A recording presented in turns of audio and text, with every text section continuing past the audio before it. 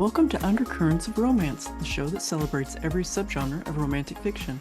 In each episode, I peel back the layers of your favorite love stories and chat with the talented authors who bring them to life. I'm your host, Tracey Devlyn. Now, let's dive in with today's guest. Hello, romantics. I'm here with New York Times bestseller Karen Rose to talk about her new romantic thriller, Dead Man's List. Welcome, Karen. Thank you. Thank you for inviting me. You betcha. I really appreciate you joining me. Before we dive into your amazing book, let's talk about chemistry and not the pulse pounding butterflies in your stomach kind. I read in your bio that you were once, I believe it was called a chemical engineer, I and you also was. taught high school, Mhm. which I found very interesting because chemistry was the only class that I had dropped out of college. I could not figure it out. It was like Greek to me. So, needless to say, I am in awe of your abilities in that area. Well, but after becoming a teacher, it's really becomes even clearer that the quality of your teacher makes a huge difference. And I was always lucky because in my classes coming up, in high school and college, I had really good chemistry teachers that made it seem. I mean, it made it so much easier to understand. So don't beat yourself. Yeah. Easy, well, easy teacher well, up.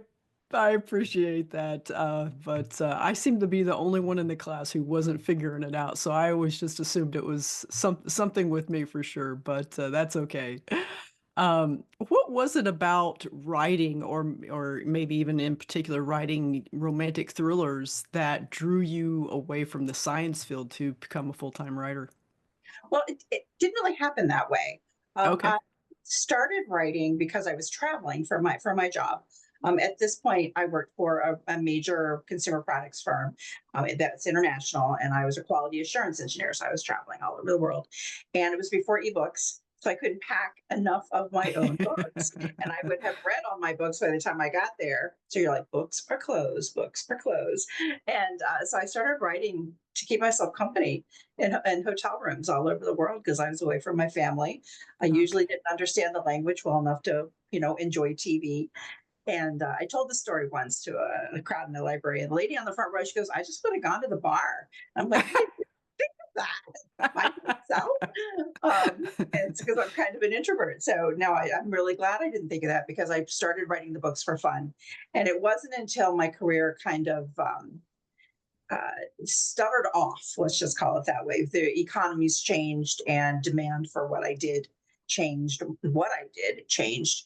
That I got out of engineering, ended up becoming a school teacher and writing, and then writing full time. So I didn't kind of say I don't want to be an engineer anymore. The world Okay. kind of said your specialty is being phased out, and I had to Yeah. reinvent myself. So Well, it was amazing that that you had been working on it for those number of years that you were doing the engineering, the chemical engineering, and you had that to fall back on, and you know what I mean. And you had gone through those growing pains during that yeah, time that you had full-time employment. So I think about I don't know if you're familiar with Lee Child, the Jack Reacher author, where he was fired from his job and then sat down to write a book, and it turned out to be a bestseller. And I'm like, oh my gosh! But I guess when you're working in, I no think he pressure, was right? working in TV or something, so maybe he was a writer or whatever and had built up some uh, some experience that way. But I always thought that was an amazing story. Well, I So kind of and when I talk to new authors, just really quick, because you yeah, yeah, probably please. heard new authors on this, I think that one of the benefits of writing as a hobby for as long as I did, because I did it as a complete and secret hobby for well Oh, over 5 years, it allowed me without any pressure at all. Because nobody was yeah. supposed to read it. It was just for me. Hmm. It was me and my characters having a good old time. And I developed, I think, a healthy relationship with writing early on because I wrote for me, I wrote for fun. Yeah, yeah. And there wasn't the pressure of, oh, I don't need to get published tomorrow. And so that's what I kind of tell people you have to find you have to find the fun, you have to find the heart of it. Um, Otherwise you're writing I think you're writing not for the wrong reasons, but for the more stressful reasons. Mhm. Yeah, that's such a good message because as we know, it's a pretty hard Yeah, job and maintaining and have you been successful in maintaining that joy through your career? I I wouldn't know it's say probably always. It yeah, depends on yeah, life. I mean, life happens, and you have sure. to cut yourself some slack and not beat yourself up, which I'm not good at. I do what I do as I say, not as I do. But yeah, I think that when I get stuck, I come back and remember. I have to make myself remember. This is why you're doing this. These are the characters. Mm, Block everything else out. You know, it's yeah. still out there. You know, when you open your office door and you walk back out, it's still going to be there. But for coming in here, sitting down at my desk and doing this writing, I think that I'm more able to remember. It helps me remember better. And like I'm Yeah. stuck in the book I'm writing now. I got a little stuck towards the end, and finally because you know I just was stubborn about it. I was sit here until I finish it.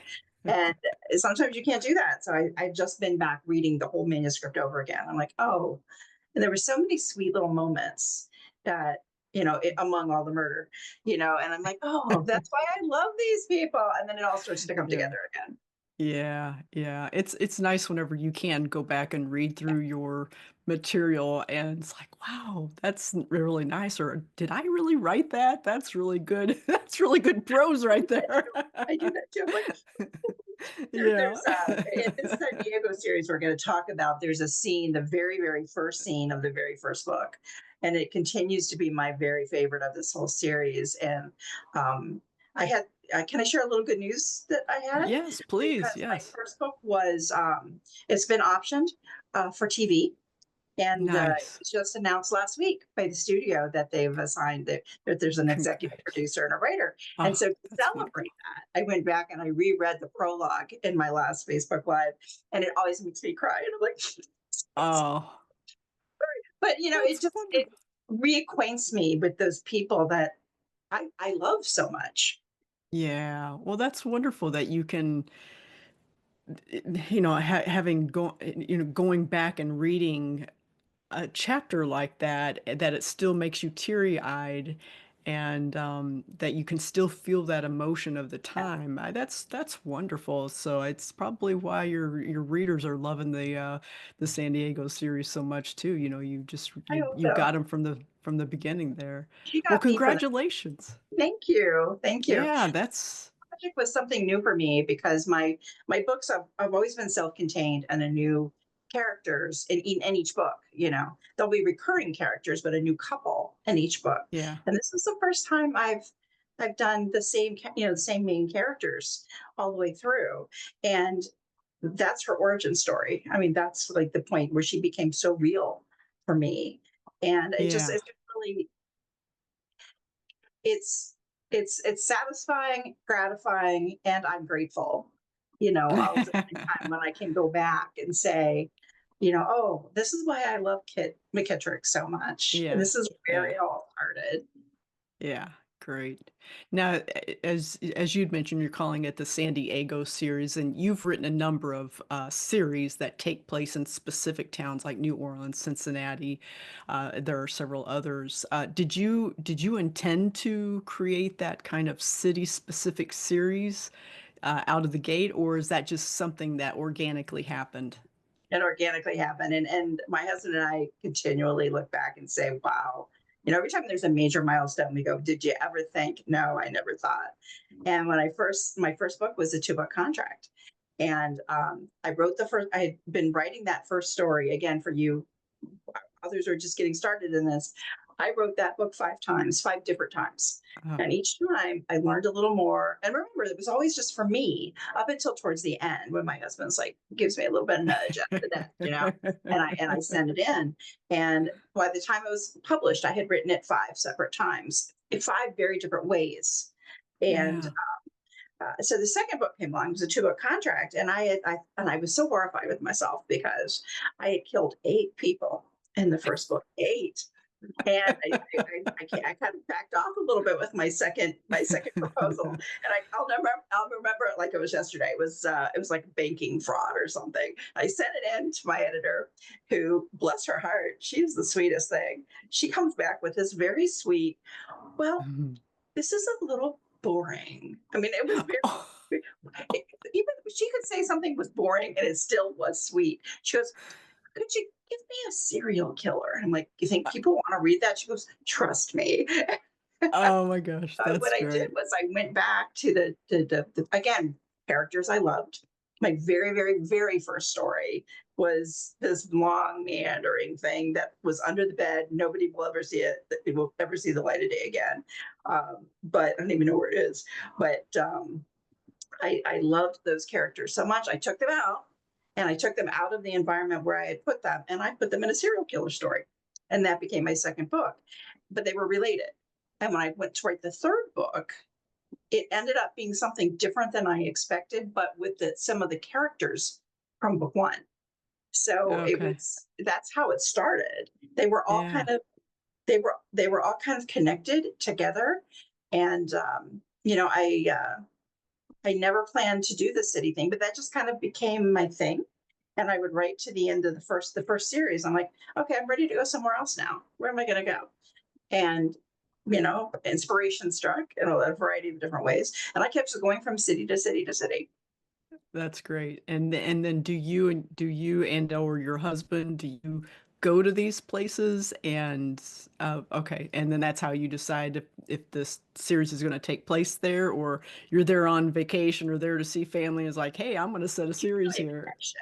Yeah, usually a Yeah. connection. Like with Chicago, my husband's family, were living in Cincinnati at the time. And my husband's family, some of his family lived there. And that's where we would go for Thanksgiving and all the holidays. And so I felt like I knew it well enough, at that point. And then Philadelphia was because of a colleague that I worked with. And I knew I wanted to write about an Italian American family. She was. I took her out to dinner one night. I said, tell me about your family. And that's how that came. Minneapolis was I have a friend in Minneapolis. She goes, you should write a books in Minneapolis. Well, you could come for a book signing. I'm like, honey, my books always come out in February. I don't want to come to Minneapolis in February. She goes, oh, it'll be fine. We almost got snowed in when I went in. I Yeah. did it. I went for but so I picked them. New Orleans was supposed to be like just one big research trip. I was like, I could go there. I could eat all of the restaurants. Yeah. And Yeah. and then the pandemic hit. Mm, It was like, well, boo. dang, yeah. It had been enough times that I knew it as a tourist, Yeah. so I was Yeah. able to. But then I'm listening to podcasts and I'm watching movies, and my husband's getting Cajun recipes. So we're in lockdown, and I'm trying to New Orleans myself. So Yeah. yeah, there's always been a connection. New Orleans was simply for fun. San Yeah. Diego, my husband has a cousin who lives there. And so Okay. I've been there a couple of times, and it's just there's so much around there. I mean, from a topography standpoint, there's geography. There's the naval bases there. You have the border, so close by. There's a lot of options, where books could come to be. You've got desert, you've Yeah. got mountains, you've got this, they've got the ocean, and so it's just such a microcosm of the life in one city. It's just like so many different things. Yeah. Now, do you ever see yourself writing a story that takes place in an international setting, or do you think you'll always keep it domestic? I've been asked that, and I always hesitate when I think I've written stories for myself that I've said in other countries, but again, they're just for myself. They're not for Yeah. anybody else. I don't know that I would feel completely comfortable, because I really am a tourist. If you're traveling domestically within the U.S., I might be a tourist in New Orleans, but it's still domestic. I mean, my family's from the South. I still feel at home there. But if I go Yeah. to London or Paris, or I'm a tourist, and so the teeny little things that make life with your character so believable, I I might not know those. And I would Yeah. feel, so I always said, well, maybe I'll just go live in London for a year. That hasn't There happened. you go. But yeah, so Perfect. there's That always sounds a great. possibility. And I never say never. I might just go live in Absolutely. London for a year. Absolutely. Well, why don't you? We've kind of danced around Dead Man's List a little bit here, talking about it.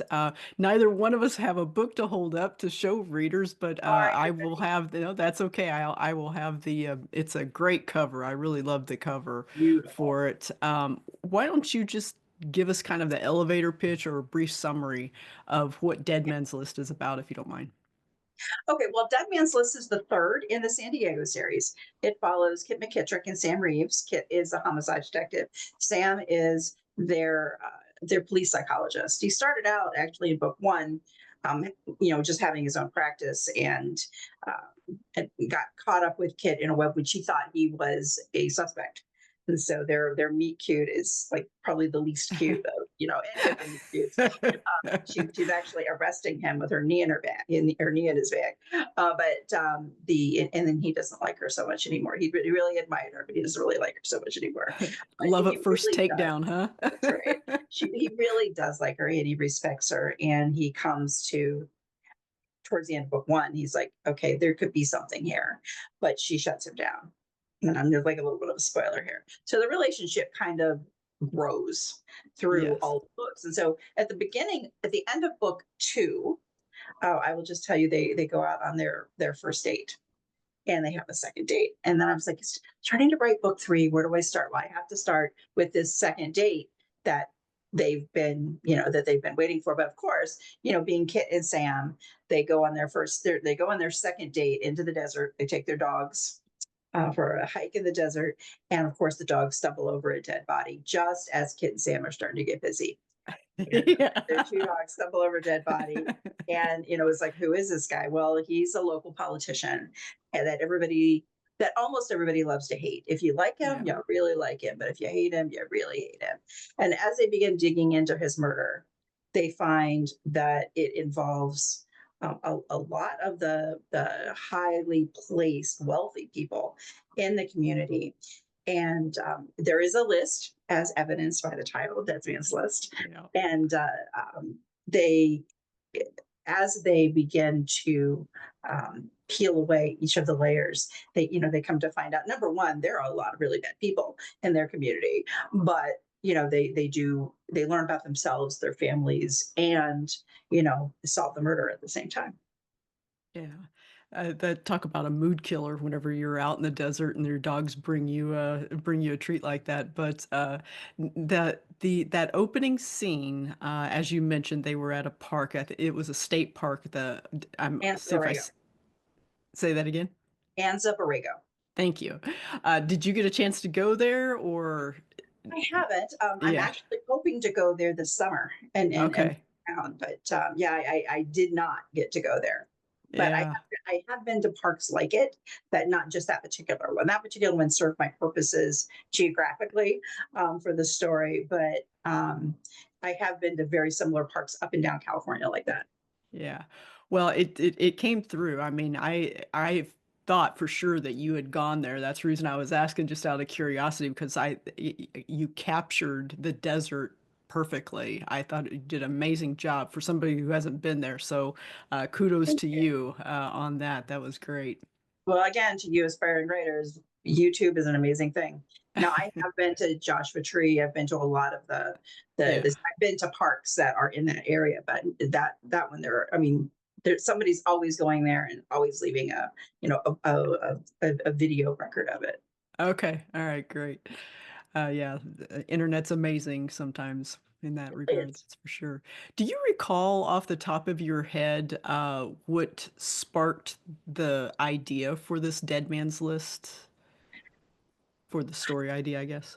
well, um, so some of that I have to attribute to my aunt. She's actually my aunt-in-law. I love her. Okay. She lives with us, and she's a big Agatha Christie fan. Ah, And we were watching some Perot. They watch. I mean, she and my husband have. They watch the. I usually sit in the living room and just kind of absorb the TV, but they're watching the TV. And I started to think, well, what happens? I mean, we've got this dead man, and he's got all of these wounds. What if they were not made by one person? What if you end up having one of these, Murder on the Orient Express kind of a thing? And Yeah. that got me kind of thinking about this book. And Yeah. and the one, I mean, of course, in Agatha Christie's story, the person is so hated for good reason. Yeah. He's one of those like Yeah. he had it coming, and one Yeah. of those Yeah. things.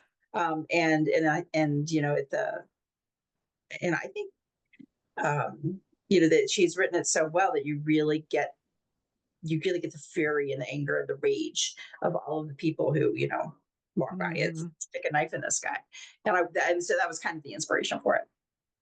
Yeah, he was not a pleasant man. I didn't much care for him either. If I had a knife, I'd probably try to poke him too through the pages if I could have. He So, was singularly awful. Well, there was a lot of singularly awful. So I guess not yeah. each person's singularly awful on their own, but there were a lot of awful people in this. Yeah, this is true. Um, so one of the things that I like to dive into on this show is finding the story's undercurrent with the Mhm. author. It's that second beating heart of the story that kind of flows beneath the lover's journey. As you had mentioned earlier in the beginning, where you talked about that this romance is a little bit different because it arcs over several books here.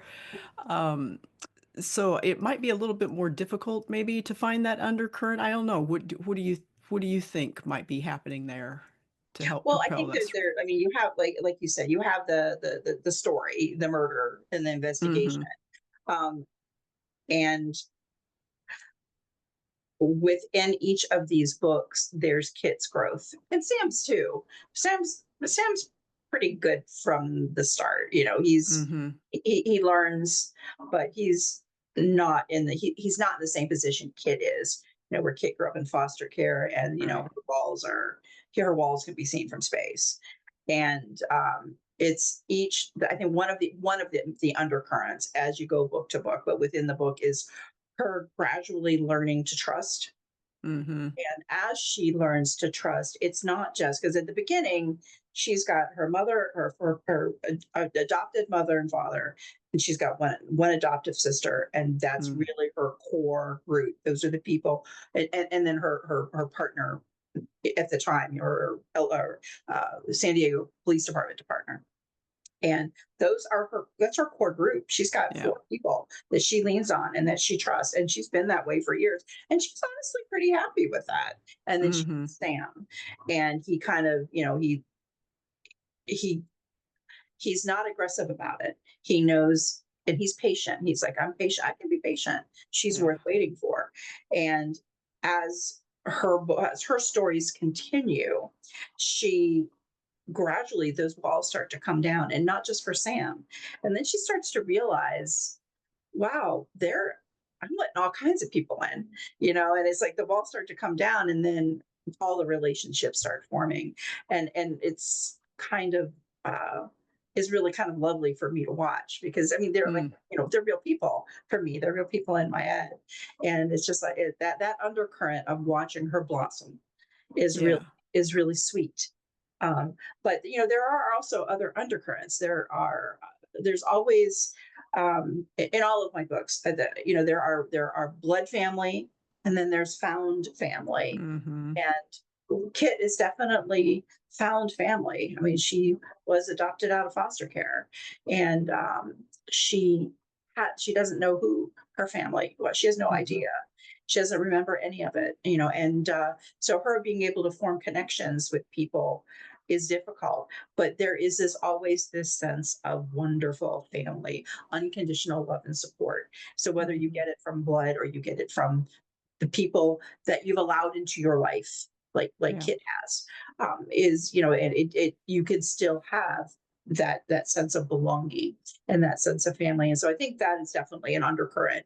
It's an undercurrent in all my books, but it's particularly I think it's particularly highlighted here because there are so many foster kids coming in and out of their house, of McKittrick House, and Mhm. each one of them, has their own story, whether I'm able to tell it to you or not. They all Yeah. have their own story, and they're all looking for that sense of found family belonging, acceptance, and unconditional love. Yeah. I have to say I really loved that you gave Kit, Harlan, and Betsy, and really all of McKittrick House. It's uh, you. I tend to I've read many books where, they come from foster homes and it's just not good, and you feel for them, you bleed for them. It's very heartbreaking, but it was, I guess, refreshing to read a book where the foster system worked, and it is not just for Kit, but a lot of other folks that are, or a lot of other kids that are going through McKittrick House, and it's just that was really nice. So I really appreciate as a reader that you had that for us.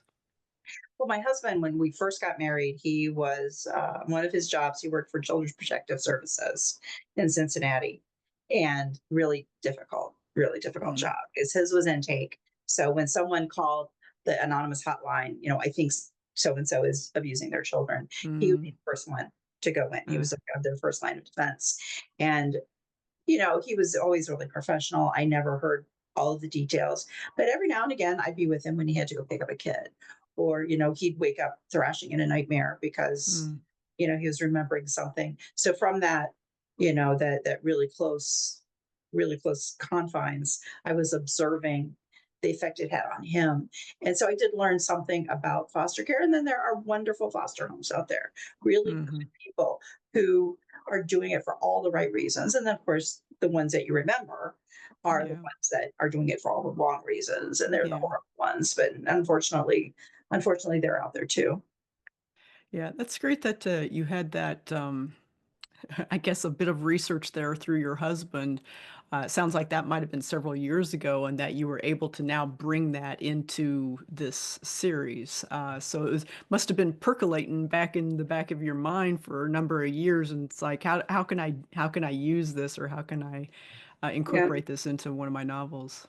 brains are curious things, Yeah, like, oh, that happened. I could use that, and it might have happened 30 years ago. And yeah, one day it just kind of pops up. I think I'll do that. Yeah, yeah.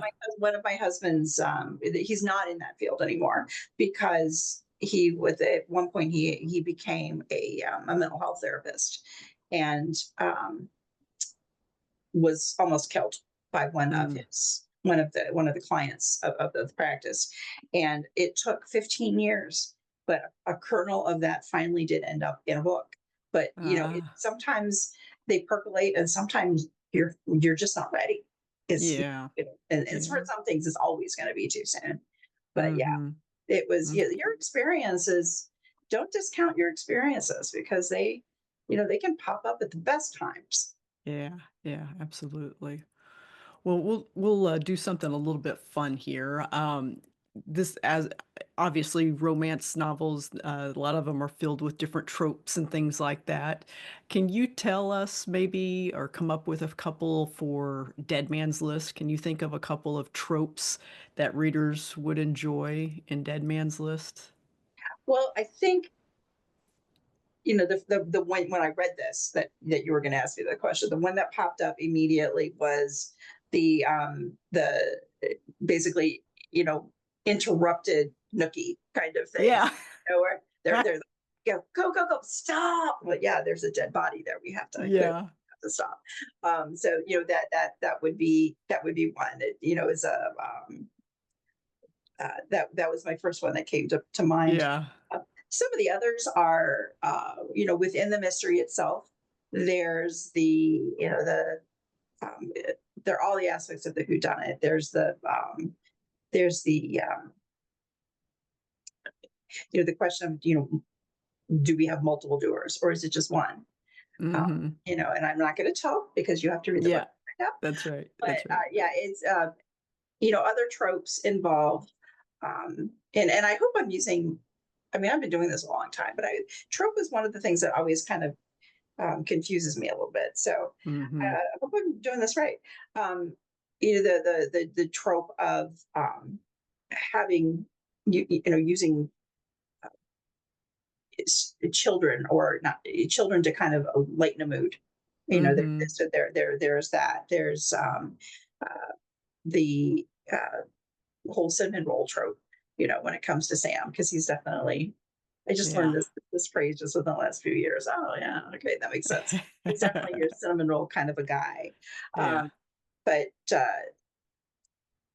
when I never actually think about my books that way. So this was a really Mm. hard question for me, and I remember Yeah. I haven't been able to really. What is a trope that you see in one of my stories? I think for this one, I think you probably have that it's almost like a reverse grumpy sunshine, because the grumpy is normally the hero, but that I think it's reversed in this Yeah, story. she's definitely grumpy. Uh, and then because they work together, I almost think it's like an office romance too. I Yeah. think maybe those two tropes might work here for your book. So, but yeah, no, that I always love to hear what authors think whenever they kind of reflect on their book, what tropes that might come up. That'd be great. Speaking of romance, what about any recommendations? Have you read any recent romances that you could recommend to us and why? It's interesting because when I'm reading for pleasure, um, especially when I'm not writing, I tend to gravitate towards the paranormal, but there's Mm. always murder. I'm like, man, I can't even get away from this. I think I gravitate toward these books with murder. Um, the I finished a series, and there's a new book out, and it's like on my TBR list. But the author is T.J. Nichols, and it's about the one hero is it's a gay romance. There, one hero is a police. He's a police detective, in San Okay, Francisco, and the other one is a dragon, and he's a dragon nice. shifter. And he it, there's been a collision of two worlds where you've had the paranormal, mythical, they call it the mythical world, mythos, is like been like, I guess, kind of scraping along our world, and then one day they collapse, and they call it Okay, the collapse, and it's this it's a little bit oh, post apocryphal kind of thing, where yeah. when the two worlds collapsed, I mean, people died. Lots of people died because houses would fall on people, and people just weren't there anymore. And so it's a 7 book series, but now that there have been more coming out, and so I've really enjoyed that. I've enjoyed. There's a lot of social commentary, because who is a person? Is it Mm-hmm. is it this guy who's a dragon shifter, but he looks normal when he wants to? Is it, the wolf shifters that when the collapse happened, they got stuck being wolves? Mm-hmm. But are they people? And so Right. there's a lot of social commentary going on in it. San Francisco is really definitely a character, and it's a city I love. And so it's a really wonderful series. But that's the kind Okay. of book I tend to fall into. I'm like, man, there's Yeah. always Yeah, no, murder. I'm the same way. I love all the subgenres, but I tend to gravitate towards anything suspensey myself. So, Yeah. no, that's great. All right. Well, before we go, can you give us a hint of what's up next for you? Do you have any exciting projects? Obviously, you're into the film thing here, so you've got that going for you that you revealed for us. Anything else that you can think of? Well, writing right now. I'm writing the next book in the San Diego series. That will be the fourth book. And after that, my next release in August is the fourth book in the New Orleans series. And that kind of rounds out my New Orleans experience. It's Burke's book. And so if y'all have been reading my New Orleans series, it's about a series of a group of private investigators. And they're still law enforcement, but it's a little Mhm. bit more peripheral. And Burke Broussard is the leader of the group, and he gets his book in the end. And I really Yay. love it. Yeah. The heroine is Naomi, and she has been falsely incarcerated. She was a cop, but she was framed and has been in prison for 5 years and just newly released. But she's being Okay. sucked back in to this this whole situation she doesn't understand from the get-go. She doesn't understand why she's a pawn, Yeah. so it's Burke's book that comes out in August. And then after that, I have like a new project that I really can't talk a lot about yet, but I have a new Okay. project going on. But yeah, right Uh, now I'm like smack in the middle of finishing the fourth San Diego book, and at this point, that's all that's in my head. That's all that yeah. my brain has room for. Well, I hope you come back and talk to us in August about Burke's book. I would That'd be love great, and to. maybe you can share something about this secret project at that time. We'll keep our fingers I will, crossed. I will, I will have a lot more that I can share about it at that point. But yeah, I was Okay, glad. great. Thank you. Wonderful. All right. Well, when this episode airs, Dead Man's List will be out, so be sure and order your copy today. Karen, where is the best place for readers to connect with you online? Um, I've been hanging out at Blue Sky a lot, but Facebook. If you message me at Facebook, and we put a lot of content up on Facebook too. So I mean, we've got you know sometimes giveaways, those kind of things. And I have a really wonderful assistant who makes sure I see all of the, like, especially right now when I'm in a deadline Yeah. that's filling my brain. She helps me, make sure I see important things. So if you've got a question, it'll get answered. And you can email me. I usually group all those things for one day. So if you don't hear from me for a little while, I do get to those. But and then but like I said, I do hang out on Blue Sky. Sometimes I dip my toe in Twitter, but Okay. Facebook and Blue Sky are the places now. Okay, perfect. All right, great. Well, Karen, thank you so much for joining me. I really, really appreciate. I know you're very busy, and so I really appreciate you joining me here. Loved Dead Man's List, and it was great chatting with you about it. Well, thank you very much. I appreciate the invitation. Yeah, you betcha.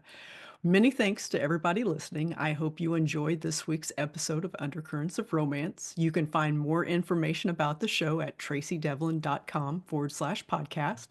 Undercurrents of Romance is a proud member of the Authors on the Air Global Radio Network. I'll be back soon with another great romantic read. In the meantime, enjoy the adventure, everyone.